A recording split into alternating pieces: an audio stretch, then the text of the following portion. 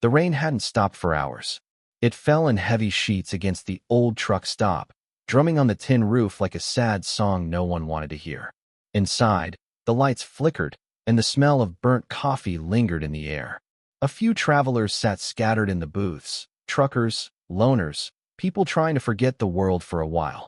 When the door creaked open, a gust of cold wind swept through, carrying in a woman and a little boy. Her hair was soaked, her coat torn, and the boy clung to her side, shivering. She looked around, unsure if she should even be there. Behind the counter, the old waitress gave her a tired look. "Kitchen's closing in 10. The woman nodded quickly. "Please, just something warm for my son." "Anything." The waitress sighed, motioning toward an empty booth. "Sit. I'll see what's left." They slid into the corner, the boy staring at the menu he couldn't read, his hands red from the cold. The woman, Grace, wiped rain from his hair, whispering, "It's okay, baby. We'll figure it out." But her voice trembled when she said it. A few tables over, a group of bikers sat quietly, their jackets marked with the red and white wings that made people stare. Hell's Angels. They looked rough, tired from the road, but their laughter was soft, their voices low. The leader, Ryder, had noticed them the moment they walked in. He saw the woman's shaking hands, the boy's bare wrists, the way she tried to smile even though her eyes said she hadn't slept in days. When the waitress brought out a small bowl of soup, barely half full, Ryder caught her eye. "Put it on my tab," he said. The waitress frowned. "They didn't ask for." "I didn't ask either," he said simply. Grace looked up in surprise as the steaming bowl landed in front of them, full this time. "From the man in the corner," the waitress said softly. Grace met Ryder's gaze. He gave her a small nod, no smile, just quiet understanding. She hesitated, then mouthed, "Thank you." He nodded once more before turning back to his crew. But the image of her, small, scared, trying to stay strong for her boy, stayed with him long after the rain stopped pounding on the roof. The night stretched long, and most of the customers had gone by the time Grace stood, wrapping her thin coat tighter around her son. She placed a few crumpled bills on the table, barely enough to cover half the soup, and whispered to the waitress, "That's all I have." "I'm sorry." The waitress just gave her a sympathetic nod. "You take care of that boy, honey." Grace smiled weakly, her lip trembling. "I'm trying."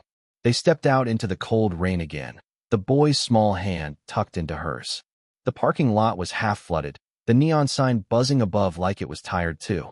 They walked toward an old car sitting by the corner, windows fogged, one headlight broken.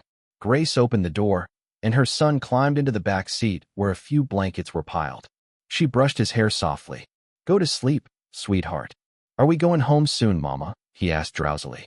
Her heart broke a little more. "Soon, baby. Soon." She waited until his breathing slowed before covering him with the last blanket. Then she sat behind the wheel, gripping the steering wheel tight, her breath shaky. The tears came quietly, the kind that didn't need sobs, just silence. That's when she saw a light flash in the rearview mirror. Headlights. A motorcycle pulled up beside her car, the engine idling low. The rider shut it off and stepped into the rain. Leather jacket. Boots. The same man from inside. "Ryder." Grace rolled down the window halfway, startled. I'm sorry if we're in the way. We'll move in a minute." He shook his head. "You're not in the way." She blinked. "Then, what are you doing out here?" He glanced toward the fogged window in the back seat, where her son slept curled up.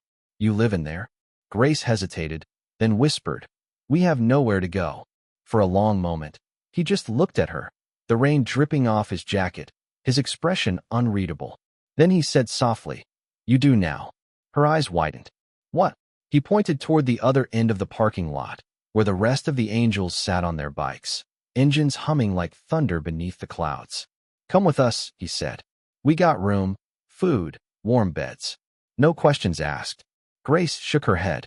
"I can't. I don't even know you." Ryder gave a small smile. "Maybe not. But I know what it looks like when someone's out of options. I've been there." She stared at him for a long time. The leather, the tattoos, the scars, everything the world had taught her to fear. But there was something in his voice, something honest, something human. Then she looked back at her son, sleeping in the cold car, his breath fogging the window. When she turned back, Ryder was holding out his hand. "Come on, Grace," he said quietly. "Let's go home." Grace hesitated, staring at his outstretched hand as rain slid down her face. Everything in her life had been about running, from fear, from failure, from the world that had stopped caring. Trusting strangers wasn't something she did anymore. But when she looked into Ryder's eyes, she saw something she hadn't seen in years: safety. She turned toward the car, whispering, "Come on, baby, wake up." Her son stirred, rubbing his eyes. "Mama," she smiled softly. "We're going somewhere warm." He yawned, confused, but when he saw the tall man beside the car, he blinked and whispered, "He's big." Ryder chuckled quietly. "You think so, kid? Wait till you see Tank." Grace couldn't help but smile, the first real one in months. She picked up her bag, tucked the blankets around her boy, and followed Ryder across the rain-soaked lot. The other bikers waited, engines rumbling like a heartbeat under the storm. Tank, broad-shouldered with a gray beard, nodded as they approached. "This her?" Ryder nodded. "Her and the kid. They're with us." No one questioned it. No one asked where she came from or why. That was the thing about men like them. They didn't need reasons to do the right thing. They led her to a small truck that followed their bikes on long rides. Inside was warm, stocked with food, blankets, and the faint smell of motor oil and soap. "You can ride here," Ryder said. "Get some rest. It's about an hour to the compound." Grace tried to speak, but emotion caught in her throat. "I don't know how to thank you." Ryder shook his head. "You don't need to. Just take care of the kid." As the convoy rolled out of the parking lot, Grace sat in the back of the truck, watching through the rain-streaked window as the motorcycles formed a perfect line ahead of her, their red taillights glowing like angels' wings in the dark.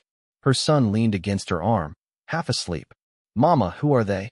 She brushed his hair, whispering, "I think they're the kind of angels that ride instead of fly." When they finally pulled into the compound, Grace couldn't believe what she saw. Rows of bikes lined neatly under string lights, a fire pit blazing in the center, and laughter spilling through the night. It didn't look like danger. It looked like home. Ryder helped her down, handing her a dry blanket. "You'll stay in the guest room inside. It ain't fancy, but it's warm." Grace nodded, holding her son close. "You didn't even ask my story." He smiled faintly. "Don't need to. Sometimes the road tells me enough." As the angels disappeared into the night, she stood under the soft glow of the firelight, realizing the strangest, most beautiful truth: she hadn't found them. They had found her. Morning came soft and golden, sunlight streaming through the thin curtains of the small room Grace had slept in. For a second, she forgot where she was, the quiet hum of engines outside, the faint smell of coffee drifting through the air. Then she saw her son curled beside her, warm under a real blanket for the first time in months, and the memories rushed back. She stepped outside barefoot, the gravel cold beneath her feet. The compound was alive, laughter, clanking tools, and the low rumble of motorcycles being tuned. Tank waved from across the yard, flipping pancakes on a grill. "Breakfast for 10,000, he shouted with a grin. Grace laughed quietly. "Smells like heaven." Ryder stood near his bike, wiping his hands on a rag. He looked up when he saw her. "Sleep all right?" She nodded. "Better than I have in a long time." Her son came running out behind her, clutching the little toy car one of the bikers had given him. "Mama, they said I can help clean the bikes." Ryder chuckled. "We don't let just anyone touch our machines. Guess that means he's already one of us." Grace smiled, tears prickling behind her eyes. "You didn't just give us a place to stay," she said softly. "You gave us people, belonging." He shrugged lightly. "That's what family does. We find each other, even when the world forgets we exist." She looked around at the men who had taken them in without question, men the world called outlaws, but whose hearts were built of loyalty and kindness. For the first time, Grace didn't feel invisible. She felt seen. Tank handed her a plate piled with pancakes. "Eat up, sweetheart. You and the little man got a long road ahead, but you ain't riding it alone anymore." Her voice shook as she whispered, "I don't know how to repay any of you." Ryder met her gaze and smiled softly. "You just did. You reminded us why we wear these wings, not to look tough, but to lift people who can't stand on their own." The sun rose higher, lighting the red and white patches on their jackets until they glowed like fire. Grace took her son's hand and whispered, "We're home, baby." And for once, those words didn't sound like hope. They sounded like truth.